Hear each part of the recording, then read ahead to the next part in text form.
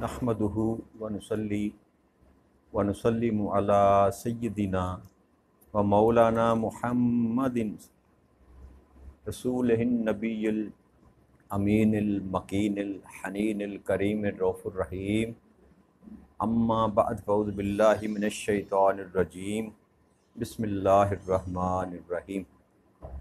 واجب الاحترام ساتھی، اللہ تعالیٰ کا بے پناہ لطف و کرم اور اس کا احسان عظیم ہے کہ جس کی توفیق سے ہم اس کے ذکر کے لیے اس کے گھر میں جمع ہیں۔ الحمدللہ تعالیٰ کل ہم نے سورہ انفال کی آیت نمبر 17 تک گفتگو کی تھی، اور اپنی بات کا اختتام ہم نے رب کریم کی اس نعمت پر جو مسلمانوں پر کی گئی اور جس کا اظہار رب کریم نے کیا کہ یہ جو ان لوگوں کو قتل کیا ہے یہ تم نے نہیں کیا، میں نے کیا ہے۔ اور تاجدار کائنات صلی اللہ علیہ وسلم کو یہ ارشاد فرمایا کہ اے میرے محبوب، اے میرے رسول محتشم صلی اللہ علیہ وآلہ وسلم، یہ جو سنگریزے آپ نے دشمن کو مارے ہیں یہ آپ نے نہیں مارے، یہ میں نے مارے۔ اور یہ سارا کچھ اللہ فرماتا ہے اس لیے ہے کہ وہ اہل ایمان کو اپنی طرف سے اچھے انعامات سے نوازے۔ تو یہ اللہ نے ایمان والوں پر بطور نعمت جو تھا یہ معاملہ کیا۔ آگے اللہ کی آیے نمبر 18 میں فرماتا ہے ذالکم وان اللہ موہن کید الکافرین، یہ تو تمہارے لیے تھا۔ ذالکم، یہ جو احسان تھا، یہ جو نعمتیں تھی اے میرے محبوب اور میرے محبوب کے ماننے والوں، یہ تو تمہارے لیے تھا۔ اور دوسرا یہ کہ اللہ کافروں کے مکر و فریب کو کمزور کرنے والا ہے۔ کہ یہ انعامات جو تھے، یہ نعمتیں یہ تھیں، یہ تمہارے لیے تھی، اور کافروں کے لیے یہ تھا کہ میں نے ان کی چالوں کو کمزور کیا۔ اگر رب کی ارشاد فرماتا ہے ان تستفتحوا فقد جاءکم الفتح وَإِن تَنْتَهُوا فَهُوَ خَيْرٌ لَكُمْ وَإِن تَعُدُّوا نَعُدْ وَلَن تُغْنِيَ عَنْكُمْ فِئَتُكُمْ شَيْئًا وَلَوْ كَثْرَتُ وَأَنَّ اللَّهَ مَعَ الْمُؤْمِنِينَ۔ اگر تم نے فیصلہ کن فتح مانگی تھی تو یقیناً تمہارے پاس حق کی فتح آ چکی۔ اگر تم باز آ جاؤ تو یہ تمہارے حق میں بہتر ہے، اور اگر تم پھر یہی شرارت کرو گے تو تمہیں پھر یہی سزا دیں گے، اور تمہارا لشکر تمہیں ہرگز کفایت نہ کر سکے گا اگرچہ کتنا ہی زیادہ کیوں نہ ہو، بے شک اللہ مومنوں کے ساتھ۔ تو اس آیہ مبارکہ میں رب کریم نے کفار اور مشرکین کو مخاطب کیا کہ اب جو فیصلہ تھا وہ تمہارے سامنے آ چکا ہے۔ روایت میں یہ آتا ہے کہ جو کفار تھے، اس کو حضرت سعدی نے، حضرت ضحاک نے اور کئی اور دوسرے علماء کرام نے اس کو روایت کیا کہ انہوں نے جو مشرکین مکہ تھے، جو قریش کے سردار تھے، انہوں نے بدر کی طرف سفر شروع کرنے سے پہلے غلاف کعبہ کو، خانہ کعبہ کو تھام کر یہ دعا کی تھی کہ مولا، دو لشکروں میں سے جو تمہیں زیادہ عزیز ہے، جو تمہیں زیادہ مکرم ہے، جو زیادہ بہتر ہے، اس کو فتح عطا فرما دی۔ کہ کفار نے بھی وہاں سے نکلتے ہوئے یہ دعا کی تھی کہ جو بہتر ہیں، جو تمہیں زیادہ پسند ہیں، جو تیری بارگاہ میں زیادہ اکرام والے ہیں، ان کو فتح نصیب فرما دے۔ تو یہ اللہ کریم نے جواب دیا کہ اب تم نے دیکھ لیا، تم فتح، فیصلہ کن فتح مانگ رہے تھے مجھ سے، تو یہ لو تمہارے پاس فتح آ گئی تمہارے پاس۔ تو اللہ نے وہ فیصلہ کر کے بتا دیا، کفار کو شکست دے کر اور ایمان والوں کو فتح دے کر، کہ میں کس کے ساتھ ہوں، میں کس کو پسند کرتا ہوں، میری بارگاہ میں کون انعام یافتہ ہے، میری بارگاہ میں کون صاحب اکرام ہے، میں کن کے ساتھ ہوں۔ تو اللہ اس کا جواب دے رہا ہے کہ اب فتح نصیب ہوگی، جو میری بارگاہ میں مکرم تھے ان کو میں نے فتح نصیب فرمائی، میں ان کے ساتھ ہوں۔ پھر دوسری رب کریم نے ان کو وارننگ دی کہ اب بھی باز آ جاؤ، اب بھی اپنے شرک سے، اپنے کفر سے، اپنی حرکتوں سے باز آ جاؤ، یہی تمہارے حق میں بہتر ہے۔ شکست کے بعد بھی رب کریم پھر ان کو تنبیہ کر رہا ہے کہ ابھی بھی تمہارے پاس وقت ہے، اتنی بری شکست کھا جانے کے بعد بھی ابھی بھی تمہیں یہ دعوت دی جاتی ہے کہ اپنی حرکتوں سے باز آ جاؤ، تمہارے حق میں یہ بہتر ہے۔ مگر اگر پھر تم ایسی شرارت کرو گے تو ہم پھر تمہیں سزا دیں گے۔ اللہ کریم نے اس فتح کے بعد دوبارہ جو تھا نا اپنا فیصلہ سنا دیا، خالی تنبیہ نہیں کی، کفر و شرک سے باز آنے کو منع نہیں کیا کہ باز آ جاؤ، ساتھ یہ بھی فرما دیا کہ اگر تم باز نہ آئے نا تو پھر ایسی ہی سزا کے لیے پھر منتظر رہو، ہم پھر تم کو سزا دیں گے۔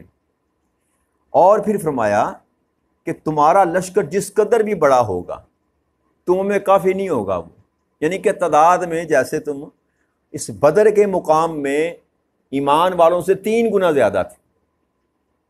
تاجدار کائنات صلی اللہ علیہ وسلم کے جو ساتھی تھے وہ تقریباً 313 کا عدد جو ہے وہ سنتے چلے آ رہے، کتابوں میں یہ رقم ہے کہ 313 کی تعداد تھی بدر میں جو صحابہ کرام تھے، اور کفار کی جو تعداد لکھی جاتی ہے وہ 1000 کے لگ بھگ تھی، تو 3 گنا بن جاتا ہے۔ تو اللہ نے فرمایا کہ اس سے بھی بڑھ کر اگر تمہاری تعداد ہو جائے گی تو تمہیں یہ کفایت نہیں کرے گی۔ اور پھر زمانے نے دیکھا کہ صحابہ کرام کی جماعت جہاں بھی اللہ کا پیغام لے کر جاتی اور دشمن سے مقابلہ کرنے کے لیے جاتی تو وہ ہمیشہ تعداد میں تھوڑے ہوتے اور کوئی تناسب ہی نہیں بنتا تھا۔ حضرت خالد بن ولید رضی اللہ تعالیٰ عنہ جب روم کی طرف آپ نے حملہ کیا تو آپ کی تعداد تقریباً 16-17 ہزار کے قریب تھی اور وہ 2 لاکھ کے قریب تھے۔ مشرک اور کافر جو عیسائی تھے دوسرے جو مقابلے پر تھے جو ان کی تعداد 2 لاکھ کے قریب کتابوں میں درج ہے، اور کہاں 2 لاکھ اور کہاں 17,000، تو پھر بھی اللہ کریم نے ان کو فتح نصیب فرمائی۔ تو یہ تعداد معنی نہیں رکھتی، تعداد اللہ کے ہاں پیمانے اور ہیں۔ جب اللہ کی معیت ساتھ ہو، اللہ کا ساتھ جب انسان کو میسر آ جائے تو پھر ظاہری کمزوری انسان کی کمزوری نہیں رہتی۔ کیوں؟ اس لیے کہ رب کریم سے بڑھ کر کوئی قوت کائنات ارض و سما میں ہے ہی نہیں، اس سے بڑھ کر کوئی طاقت والا ہے ہی نہیں۔ اور پھر دوسری بات یہ کہ فیصلہ کرنے کی قوت، فیصلہ کرنے کا جو اختیار ہے وہ بھی اللہ کریم کے پاس ہے، فیصلہ صادر کرنے کا جو اختیار ہے وہ بھی اللہ کریم کے پاس ہے۔ تو فیصلے بھی اسی نے نازل کرنے ہیں، فیصلے بھی اسی نے کرنے ہیں، مدد بھی اسی نے کرنی ہے، فتح بھی اسی کی طرف سے ہے، شکست بھی اسی کی طرف سے ہے۔ تو پھر زمین پر انسان کی عددی اکثریت جو ہے وہ کو معنی نہیں رکھتی۔ اگر تھوڑی جماعت کے ساتھ اگر اللہ کی معیت ہو تو پھر اس کو کوئی شکست نہیں دے سکتا۔ یہی سبب ہے کہ آپ پوری تاریخ اسلام کو پڑھ کر دیکھ لیں کہ ہمیشہ تھوڑے لشکر نے اکثریت پر غلبہ پایا، اور اس کا سبب یہ تھا کہ ان کے ساتھ رب ہوتا تھا، ان کے ساتھ۔ اب یہ فرق ہے، آج ہمارے صاحب رب نظر آتا ہے کہ نہیں آتا؟ آج ہم ذلیل ہو رہے ہیں، رسوا ہو رہے ہیں، کہیں جائے پناہ نہیں ہمیں مل رہی، ہر طرف سے ہمیں مار پڑ رہی ہے۔ تو کیا ہوا؟ کیا رب کا قاعدہ بدل گیا؟ رب کا قانون بدل گیا؟ سمپل سی بات ہے کہ ان کے ساتھ رب تھا، آج ہم نے رب کو چھوڑ دیا۔ میں یہ تو نہیں کہوں گا رب نے ہمیں چھوڑ دیا، ہم نے رب کو چھوڑ دیا۔ ہم نے اس طاقت کو جو فیصلہ کرنے والی ہے، وہ طاقت جو سزا اور جزا کا فیصلہ کرنے والی ہے، فتح اور شکست کا فیصلہ کرنے والی ہے، اس طاقت کو ہم نے چھوڑ دیا اور چھوٹی طاقتوں پر زمینی خداؤں کو اپنا خدا بنا کر اسے معبود حقیقی کو چھوڑ دیا۔ یہ اس کا نتیجہ ہے کہ باوجود ساری طاقتیں رکھنے کے، الحمدللہ ہم ایٹمی طاقت ہیں اور دنیا کی 7ویں ایٹمی طاقت ہیں، اور مسلمانوں میں پہلی ایٹمی طاقت ہے، اور اپنی حالت دیکھ لیں، اپنی حالت۔ ظاہری قوت ہے ہمارے پاس، 6 لاکھ 7 لاکھ کے قریب ہماری باقاعدہ افواج ہیں، اور دنیا کی اچھی افواج میں ہمارا افواج کا ذکر کیا جاتا ہے۔ ایٹمی پاور بھی ہیں، ٹینک بھی ہیں، طیارے بھی ہیں، توپیں بھی ہیں، سارا کچھ ہونے کے باوجود پھر بھی اگر ذلیل و رسوا ہیں تو سبب کیا ہے؟ سبب یہ ہے میرے بھائیوں، میرے دوستوں، جو نظر آ رہا ہے کہ وہاں 313 ہو کر 1000 کو بھی شکست دیتے ہیں، 17,000 ہو کر 2 لاکھ کو بھی شکست دیتے ہیں۔ سبب یہ ہے کہ وہاں اللہ کی معیت تھی، ہمیں اللہ کی معیت میسر نہیں، اور یہ اللہ کی طرف سے نہیں ہے، اللہ کی طرف سے نہیں ہے، یہ ہمارے اعمال کے سبب سے ہے۔ ہم نے ہی اللہ کو اس قابل نہ جانا کہ اس کی سنگت اختیار کی جائے، اس کو اپنے ساتھ رکھا جائے، کوئی ایسے اعمال کیے جائیں جس سے رب کریم جو ہے ہمارے ساتھ ہو جائے۔ وہ کہتا ہے میں حق ہوں اور حق کے ساتھ ہوتا ہوں۔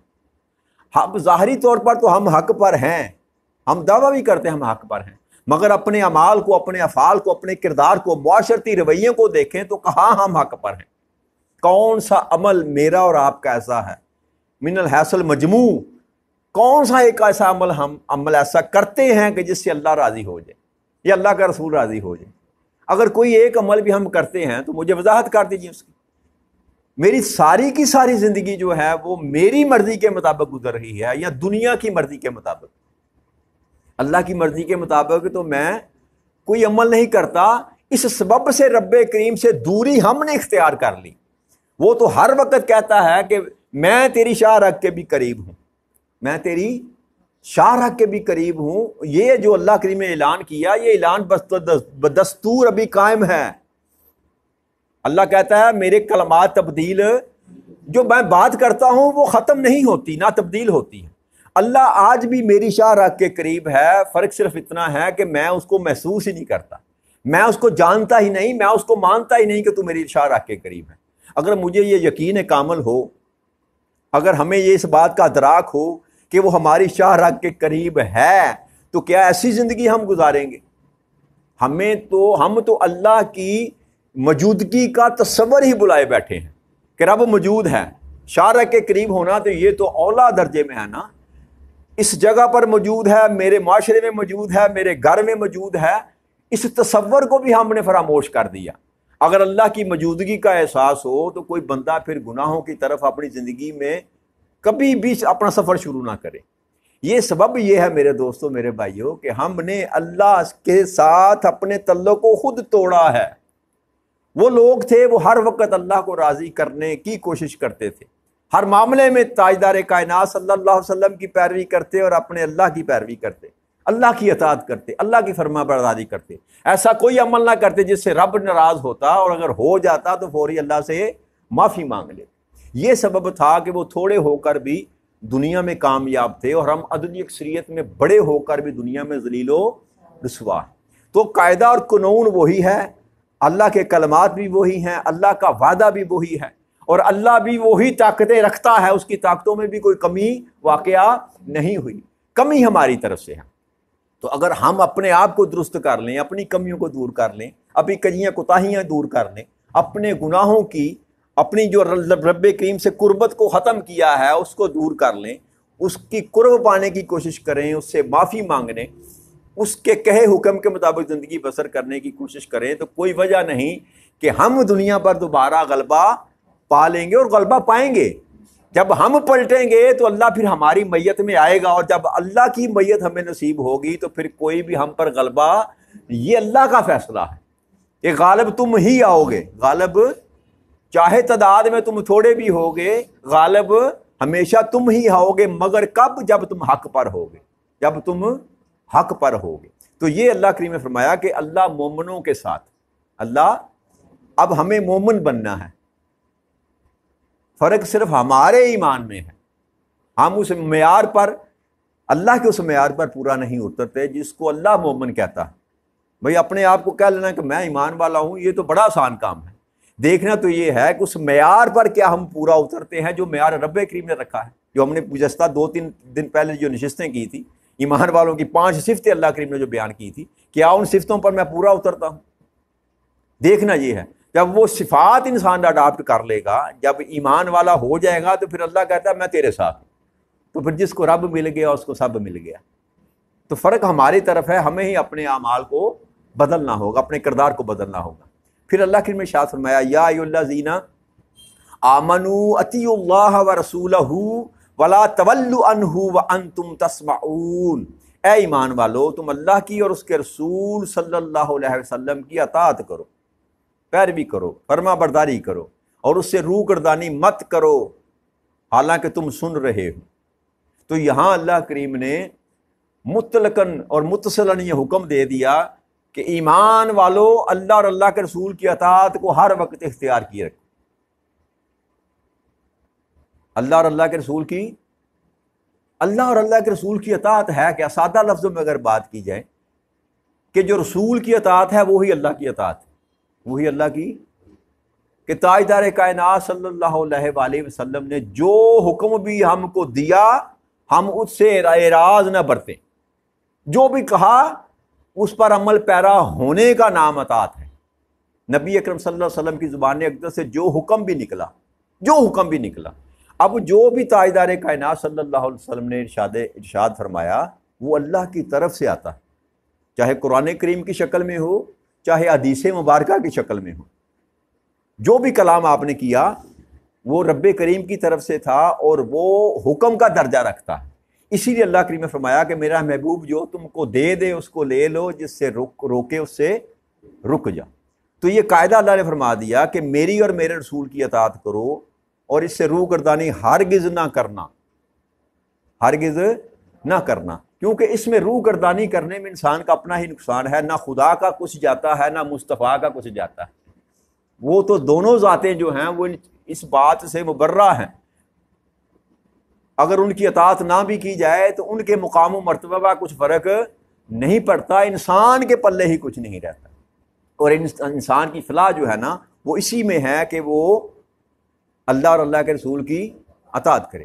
اب یہاں ایک اور بڑی خوبصورت بات جو اس آیہ مبارکہ میں ہے، اللہ کریم نے ارشاد فرمایا یا ایھا الذین آمنوا اطیعوا اللہ ورسولہ، کہ اے ایمان والو اللہ اور اللہ کے رسول کی اطاعت کرو۔ اللہ اور اللہ کے رسول کی، یہاں اللہ کریم نے دو اطاعتوں کا ذکر کیا، دو اطاعتوں کا ذکر کیا۔ تو جیسے میں نے عرض کی کہ نبی اکرم صلی اللہ علیہ وآلہ وسلم کی ذات ببرکات تھی جو موجود تھی زمین پر۔ اللہ کو تو نہ کسی نے دیکھا، نہ کسی نے جانا، نہ کسی نے پہچانا، نہ کوئی دیکھ سکتا ہے۔ تو حقیقت میں جو اطاعت مصطفیٰ ہے وہی اطاعت خدا ہے۔ اطاعت مصطفیٰ ہے جیسے رب کریم نے ارشاد فرمایا میں یطیع رسول فقد اطاع اللہ، جس نے میرے محبوب کی اطاعت کر لی اس نے میری ہی اطاعت کر لی۔ تو یہاں اطاعت میں اللہ کریم نے جمع کر دیا کہ اللہ اور اللہ کے رسول کی اطاعت کو علیحدہ سے چیز نہیں ہے، یہ بکھیڑے ہم نے پیدا کیے ہوئے ہیں، ہم اللہ والے ہیں، ہم رسول والے ہیں، جی یہ بکھیڑے ہم نے پیدا کیے ہیں نا۔ کوئی اللہ والا بن گیا، کوئی رسول والا بن گیا، کوئی اہل بیت والا بن گیا، کوئی اہل صحابہ والا بن گیا۔ یہ سارے بکھیڑے یا دھندے جو ہے نا ہم نے شروع کیے ہیں۔ وہاں پر تقسیم پورے قرآن میں آپ کو تقسیم نظر نہیں آئے۔ جو اللہ کی بات ہے وہی رسول کی بات ہے، اور جو رسول کی بات ہے وہی اللہ کی بات ہے۔ بس اس مقام پر انسان کو مغالطہ نہیں لگنا چاہیے کہ تاجدار کائنات صلی اللہ علیہ وسلم کی ذات بابرکات جو ہے اس کو نمونہ بنا کر اللہ کریم نے بھیجا کہ ایسے بن جاؤ یا ایسے بننے کی کوشش کرو، یہ میری بہترین تخلیق ہے۔ کائنات ارض و سما میں سب سے تخلیق کا بہترین نمونہ جو تھے وہ تاجدار کائنات صلی اللہ علیہ وسلم، تو ان کو بھیجا کہ ان کے مطابق زندگی کرو، جیسے یہ کہتا ہے ویسے کرتے چلے جاؤ، جیسے یہ کرتے ہیں ویسے کرتے چلے جاؤ۔ یہی ایمان ہے، یہی اطاعت ہے، یہی۔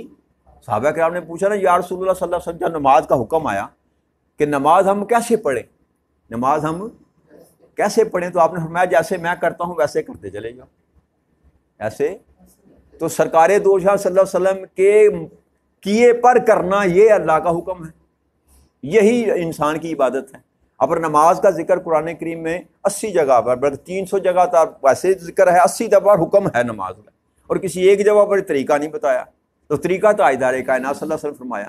تو اس لیے یہ جو گمان ہے نا، بدگمانی، یہ نہیں ذہنوں میں آنی چاہیے کہ اللہ کی اطاعت کو علیحدہ ہے، رسول کی اطاعت کچھ علیحدہ ہے، نہ، یہ دونوں اطاعتیں ایک ہی ہیں۔ اللہ کا مضمون بیان کرنے کا اپنا انداز ہے، وہ کہتا ہے میری اطاعت کرو، میرے رسول کی اطاعت کرو، لیکن اطاعتیں دونوں جدا نہیں ہیں۔ کئی مقامات پر اللہ نے فرمایا، اسی طرح کے کئی قرآن کریم میں آپ کو یہ مل جائیں گی ایسی کئی، کہ جہاں پر اللہ کریم نے دو باتیں کا ذکر کیا مگر سیگا پھر بعد میں واحد کا استعمال کیا۔ جیسے اللہ نے فرمایا واللہ ورسولہ احق ان یرضوہ، ہو واحد کا ضمیر کا ہو جب کہا جاتا ہے نا تو اس کا جو ہوتا ہے ضمیر واحد ہوتا ہے، ایک فرد کے لیے بولا جاتا ہے ہو، ہما دو کے لیے، ہم ساروں کے لیے اکٹھے جب کرتے ہیں جمع کے لیے. تو یہاں اللہ نے فرمایا کہ اللہ اور اس کے رسول کا حق ہے کہ اسے راضی کیا جائے. تو اس کا مطلب کیا ہے؟ اب ذاتوں دو کا ذکر کیا، دو ذاتوں کا ذکر کیا، مگر رضا ایک کی بات کی. اللہ اور اس کے رسول کا حق ہے کہ اسے راضی کیا جائے. بھائی کسے راضی کیا جائے؟ تو یہاں جو رضا کی بات کی جا رہی ہے وہ رضا مصطفیٰ کی بات کی جا رہی ہے، کیونکہ جس نے نبی اکرم صلی اللہ علیہ وسلم کو راضی کر لیا اسی نے ہی اللہ کو راضی کر لی. مگر یہ فرق جانیے گا کہ جس نے، میں نے کیا کہا، میرے فکرے کو ذرا یاد رکھیے گا، جس نے تاجدار کائنات صلی اللہ علیہ وسلم کو راضی کر لیا اس نے اللہ کو راضی کر لیا. اب اس کے متبادل آ جائیں، جس نے اللہ کو راضی کر لیا کیا اس نے تاجدار کائنات صلی اللہ علیہ وسلم کو راضی کر لیا؟ تو جواب ہوگا نہیں. جواب ہوگا نہیں. کیوں؟ کہ اللہ کریم قرآن کریم میں ارشاد فرماتا ہے، سورہ بقرہ کی پہلی آیت پڑھے نا، کہ میرے محبوب یہ وہ لوگ ہیں جو میری بارگاہ میں تو دوڑے دوڑے آتے ہیں، مگر جب تیری بارگاہ کا ذکر آتا ہے تو پھر ان کے دل تنگ پڑ جاتے ہیں. بھئی اللہ کو ماننے والے کتنے ہیں زمین پر؟ ہم سے علاوہ جو تاجدار کائنات صلی اللہ علیہ وسلم کی امت ہیں، ان کے علاوہ بھی اللہ کو ماننے والے ہیں کہ نہیں ہیں؟ جی ہیں کہ نہیں ہیں؟ انہوں نے اللہ کو مان لیا تو کیا اللہ راضی ہو گیا؟ کیا اللہ راضی ہو گیا؟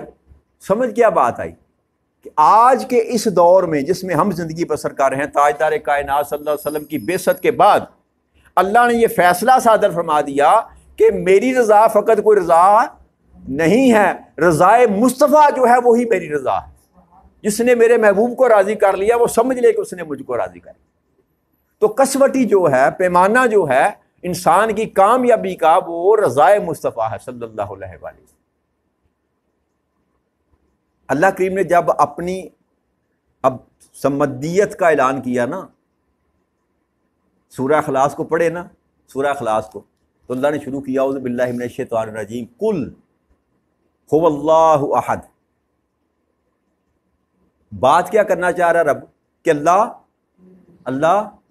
اللہ ایک ہے، یہ بات کرنا چاہ رہا ہے. مگر کہہ کس کے منہ سے رہا ہے؟ کہلایا تاجدار کائنات صلی اللہ علیہ وسلم. کل، اے میرے محبوب آپ فرما دیں، هو اللہ احد، وہ اللہ ایک ہے، وہ اللہ ایک ہے. اب زبان مصطفیٰ سے سن کر جو بندہ اقرار کرتا ہے وہ ایمان والا. یہ باریک فرق ہے، یاد رکھیے گا. جو بندہ تاجدار کائنات صلی اللہ علیہ وسلم کی زبان اقدس پر یقین کر کے اللہ کو ایک مانتا ہے وہ ایمان والا ہے. جو اپنے تائیں فلسفے، منطق اور دوسرے طریقوں سے رب کو جان گیا، پہچان گیا، وہ ایمان والا. تو ایمان کی شرط جو ہے، ایمان کی جان جو ہے، وہ تاجدار کائنات صلی اللہ علیہ وسلم کی ذات اقدس ہے. جس نے نبی اکرم صلی اللہ علیہ وسلم تک رسائی حاصل نہ کی وہ کبھی خدا کو پا نہیں سکتا. تو خالی یہ ہے کہ ایمان کی بقا اسی میں ہے کہ نبی اکرم صلی اللہ علیہ وآلہ وسلم کے ساتھ اپنا جو تعلق ہے نا اس کو ثابت کرنے کی کوشش کریں کہ ہم ایمان والے تبھی ہیں جب تاجدار کائنات صلی اللہ علیہ وسلم کے غلام ہیں، ان کی اطاعت کرنے والے ہیں، ان کی پیروی کرنے والے ہیں، ان کے کئی احکامات کو ماننے والے ہیں، ان جیسی زندگی بسر کرنے کی کوشش کرنے والے ہیں. نبی اکرم صلی اللہ علیہ وسلم کی جو زندگی ہے نا اس کے مطابق زندگی بسر کرنا یہ ایمان ہے. خالی یہ ہم گاڑی رکھ لیجیے سنتے رسول ہے جی، آسان جو کام ہے وہ اڈاپٹ کر لیتے ہیں. ہم نمازوں پہ جھگڑتے ہیں، نبی صلی اللہ علیہ وسلم نے ایسے نماز پڑھی، ایسے نماز پڑھی، بس جھگڑا ہی ہے بس ہمارا ہر طرح. یہ نہیں یاد کہ جھوٹ بولنا جو ہے یہ نبی اکرم صلی اللہ علیہ وسلم نے ساری زندگی جھوٹ نہیں بولا. آپ کے دشمن بھی آپ کو صادق کہتے تھے، سنا ہے کہ نہیں؟ بچپن سے سنتے آ رہے ہیں، صادق بھی تھے اور امین بھی تھے. یہ نہیں ہمیں یاد رہتا. ہم اس بات پر فخر کرتے ہیں کہ میں نے سنتے رسول منہ پہ سجا لی، مگر جھوٹ تواتر کے ساتھ بولتے ہیں، ذرا شرم نہیں آتی. تو جہاں یہ سنت ہے وہاں سچ بولنا بھی سنت ہے، بڑوں کا ادب کرنا بھی سنت ہے، بچوں سے پیار کرنا بھی سنت ہے، یتامہ کے سر پر ہاتھ رکھنا بھی سنت ہے، مسکینوں غریبوں کا خیال رکھنا بھی سنت ہے، اللہ کی راہ میں نفاق کرنا بھی سنت ہے، اللہ کی راہ میں جہاد کرنا بھی سنت ہے. جو عمل بھی تاجدار کائنات صلی اللہ علیہ وآلہ وسلم نے کیا وہ ساری سنتیں ہیں. پک اینڈ چوز کرنے کا ہمیں حق نہیں ہے. جب ہم پک اینڈ چوز کریں گے تو پھر رب کریم پک اینڈ چوز کرے گا, وہ بھی مالک ہے پھر اپنی مرضی کا. جیسا اللہ کریم نے تاجدار کائنات صلی اللہ علیہ وسلم نے ارشاد فرمایا کہ رب کہتا ہے کہ جیسا بندہ گمان کرتا ہے میں ویسا ہو کر اس کو ملتا. تو بندے یہ تیرے گمان کے مطابق رب تیرے ساتھ معاملہ کرتا ہے, لہٰذا ہم نے ہی کوشش کرنی, اپنی ترجیحات کو ہم نے بدلنا ہے, اپنے اعمال کو ہم نے درست کرنا ہے, اپنے کردار کو ہم نے بدلنا ہے. اللہ آج بھی وہی ہے, نبی اکرم صلی اللہ علیہ وسلم کی رحمتیں, ان کا فضل, ان کا کرم آج بھی موجود ہے. فرق صرف اتنا ہے کہ ہم ہی دور ہو گئے, در خدا سے بھی دور ہو گئے اور در مصطفیٰ سے بھی دور ہو گئے. یہ سبب ہے ہماری اس بے حیثیت ہونے کا, زمانے میں ذلیل و رسوا ہونے کا. تو اللہ کریم سے اس آج کی اس نشست کے سبب, اللہ کے اس کلام کے سبب اللہ سے یہ دعا کرتے ہیں مولا کریم کہ ہماری مدد فرما, ہمیں اس بولی بصری زندگی جو ہمارے گزار رہے ہیں اس میں اپنا وہ رستہ دکھا دے جس سے ہم کامیابی کی طرف اپنا سفر دوبارہ سے شروع کر سکیں. وما علینا الا البلاغ المبین. السلام علیکم ورحمۃ اللہ وبرکاتہ.